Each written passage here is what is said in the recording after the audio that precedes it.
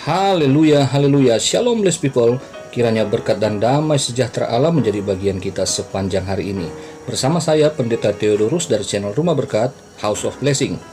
Tema kita hari ini adalah PSBB total lagi. Dengar-dengaran dong. Firman Tuhan terambil dari kitab Keluaran pasal 8 ayat yang ke-15. Mari kita baca bersama firman Tuhan. Tetapi ketika Firaun melihat bahwa telah terasa kelegaan, ia tetap berkeras hati dan tidak mau mendengarkan mereka keduanya seperti yang telah difirmankan Tuhan. Nah, saudara yang terkasih dalam Tuhan, peristiwa ini adalah mengenai tulah yang kedua, yaitu berupa katak yang memenuhi tanah Mesir. Nah, kita tahu bersama bahwa ada 10 tulah, di mana puncaknya yaitu tulah ke-10 mengenai kematian anak sulung. Di ayat yang ke-8 sampai ayat yang ke-11, bahwa Firaun memohon kepada Musa dan Harun agar mereka berdoa kepada Tuhan supaya katak-katak tersebut meninggalkan tanah Mesir. Dan kemudian di ayat yang ke-12 sampai ayat 14, katak-katak tersebut mati dan mereka tidak ada lagi di tanah Mesir setelah Musa dan Harun berdoa. Nah, saudara terkasih dalam Tuhan, bahwa pada tulah yang pertama air menjadi darah, Firaun belum melakukan seperti yang di pasal 8 ini ketika ia memohon agar Musa dan Harun berdoa bagi dia. Di ayat yang pertama kita melihat bahwa Allah menyuruh Musa untuk berkata kepada Firaun bahwa umat Israel harus dibebaskan dari Mesir karena tujuannya adalah supaya mereka beribadah kepada Tuhan. Nah, disinilah kemudian Firaun mengalami musibah ini. Ia mendapatkan tulah yang kedua, lalu setelah itu ia memohon, dan setelah permohonannya dikabulkan, kita baca tadi di ayat pokok bahwa, sekali lagi ya saya bacakan, tetapi ketika Firaun melihat bahwa telah terasa kelegaan, ia tetap berkeras hati. Terjemahan lain berkata, berkeras kepala, dan tidak mau mendengarkan Musa dan Harun, mendengarkan mereka keduanya. Nah, saudara yang terkasih dalam Tuhan, bahwa ternyata setelah keinginannya terkabulkan, tercapai, yaitu katak tidak ada lagi, doa telah didengarkan, maka ia kembali kepada apa yang menjadi kebiasaan lamanya. Ia tidak mempercayai Tuhan dan ia tidak mau mendengarkan hamba-hamba Tuhan, lalu ia kemudian berkeras hati. Ia tidak mau melepaskan Israel, sehingga Israel tidak dapat beribadah kepada Tuhan. Nah, saudaraku yang terkasih dalam Tuhan, seringkali kelegaan ketika diterima tidak serta-merta membuat orang segera memenuhi apa yang sebetulnya Tuhan mau di balik malapetaka atau di balik bencana yang datang itu.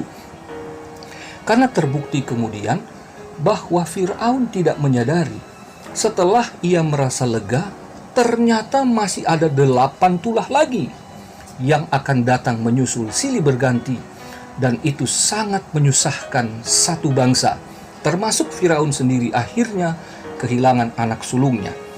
Nah, saudara yang terkasih dalam Tuhan, mari kita belajar pada peristiwa yang hari-hari ini terjadi. Kemarin, Gubernur DKI Jakarta Bapak Anies Baswedan baru mengumumkan satu berita yang pahit lagi bagi kita semua, yaitu bahwa DKI Jakarta dikenakan PSBB ketat lagi. Kenapa?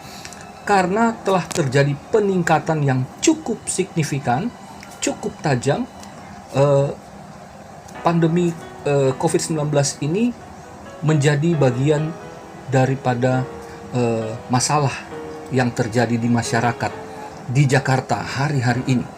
Jadi peningkatan pasien gitu maksud saya ya.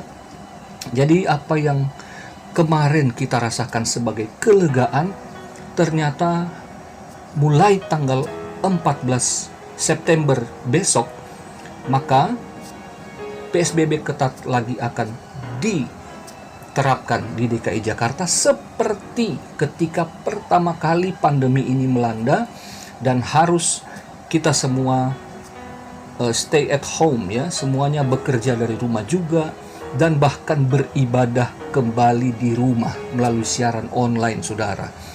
Artinya ya, kalau kita ambil pengalaman yang kemarin, berarti 2-3 bulan lagi, saudara, kalau semuanya taat dan mau mendengarkan pemerintah lagi, maka kita mungkin akan mengalami lagi seperti new normal, mungkin Desember atau setelahnya, saudara.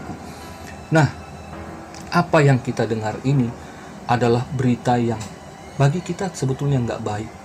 Tetapi kita juga harus menyadari bahwa ada faktor ketidakloyalan kita, faktor keabayan kita, kealpaan kita, dan secara tegas mungkin adalah ketidakdengar-dengaran kita, ketidakdisiplinan kita pada apa yang setiap hari diulang-ulang oleh pemerintah, dan bahkan pihak gereja juga terus menyampaikan kepada jemaat bahwa protokol kesehatan jangan pernah diabaikan meskipun pemerintah telah mencabut PSBB yang ketat itu.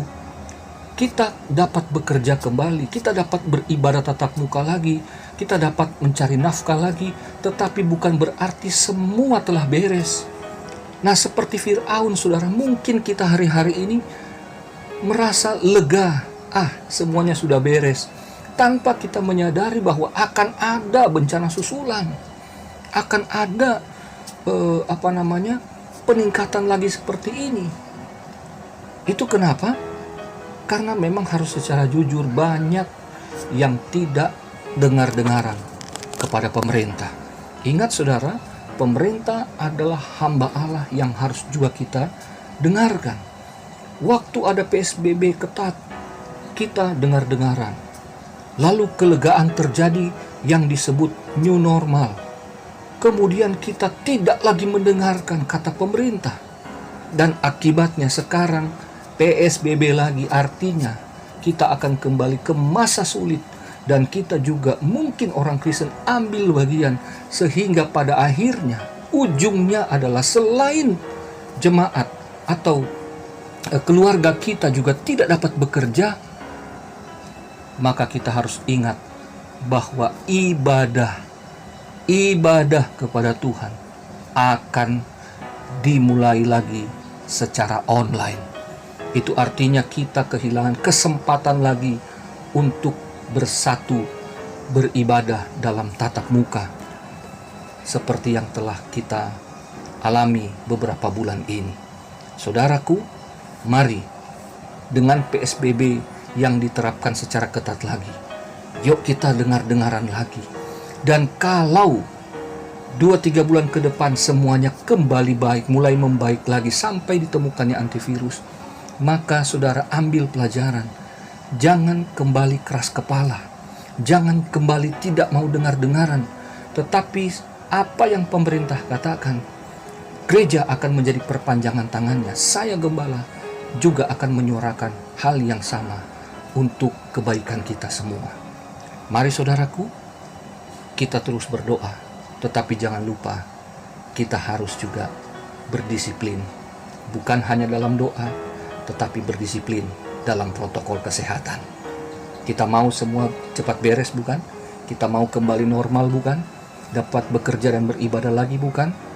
Yuk, mari sama-sama dukung pemberantasan COVID-19 dimulai dari diri kita sendiri. Mari kita satu dalam doa. Ya Bapa di sorga, kami berterima kasih atas firman-Mu.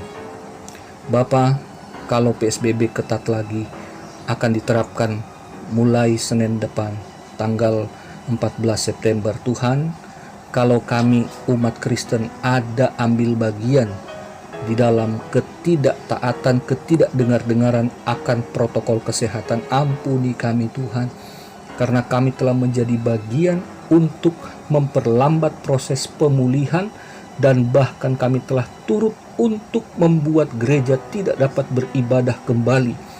Yang sudah beribadah harus kembali online, dan yang belum beribadah semakin lama tidak beribadah secara tatap muka. Oh Tuhan, ampuni kami.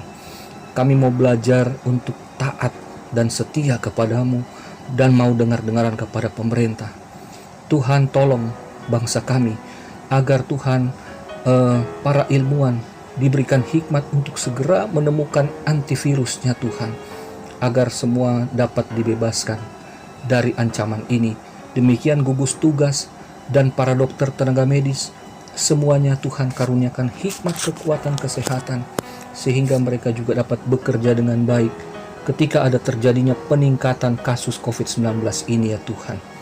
Bapa di sorga, hamba berdoa, berkati Presiden, teguhkan hatinya Tuhan agar dia terus dapat memantau situasi dari Sabang sampai Merauke, dari Miangas sampai Pulau Rote. Kiranya Tuhan tolong dia dapat bekerja sama, Presiden dan seluruh pembantu-pembantunya dengan jajaran para kepala daerah, sampai bahkan di tingkat RT, semuanya dapat bekerja sama dengan baik, dan gereja juga menjadi bagian dari bangsa ini. Kami juga dapat menjadi bagian untuk menolong bangsa ini dari penyebaran virus COVID-19. Tuhan, tolong bangsa kami. Kami pohonkan ini dalam nama Yesus. Demikian juga Tuhan, ada saudara-saudara kami yang saat ini sedang dirawat di rumah-rumah sakit. Tuhan, jamah mereka, bangkitkan iman mereka dan pulihkan mereka. Tuhan, apa yang mereka sedang takutkan, kiranya Tuhan karuniakan damai sejahtera di hati pikiran mereka. Dan keluarga juga yang ada di rumah, kiranya mereka juga Tuhan senantiasa diberikan ketabahan dan juga tetap saling menjaga satu dengan yang lainnya. Ini doa sembahyang kami Tuhan. Kami pohonkan di dalam nama Tuhan Yesus Kristus. Haleluya.